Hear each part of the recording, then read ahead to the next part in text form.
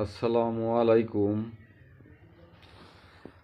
আমি আপনাদের মাঝে আর কি বলবো, তার কারণ আজকে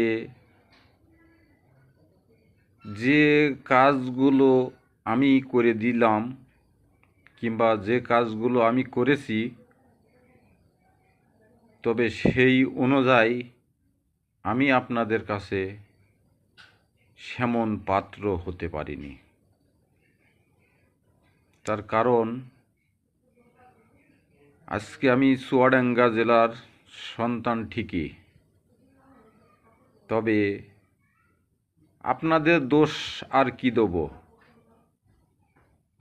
আজকে আমারই কপালের দোষ।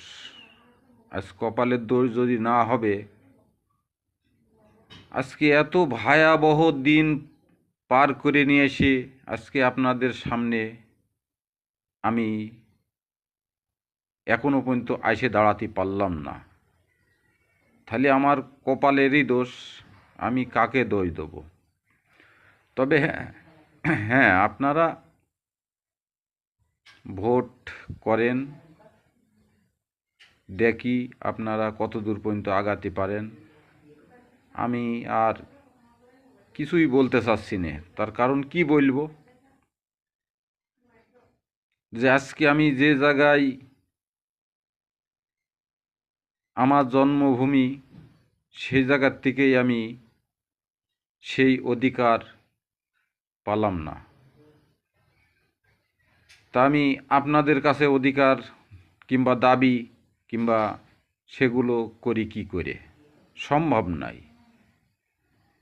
তবে আমি একটা বিএনপির ব্যক্তি, আমি নেতাও হতে চাই না। নেতা আমার হযরত মুহাম্মদ সাল্লাল্লাহু সাল্লাম।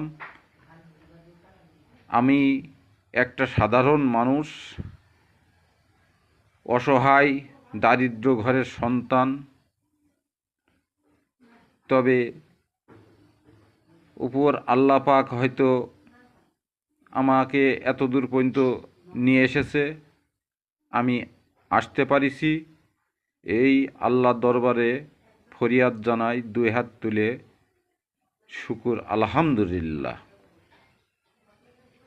এই আল্লাহর কাছে হাজার হাজার শুকরিয়া আমি আদায় করি যে আপনাদের মাঝে আমি এত দূর পর্যন্ত যেতে পারবো আমি কখনো কল্পনা করিনি। তবে কারোর সাথে দুর্ব্যবহার আমার দ্বারাই সম্ভব নাই।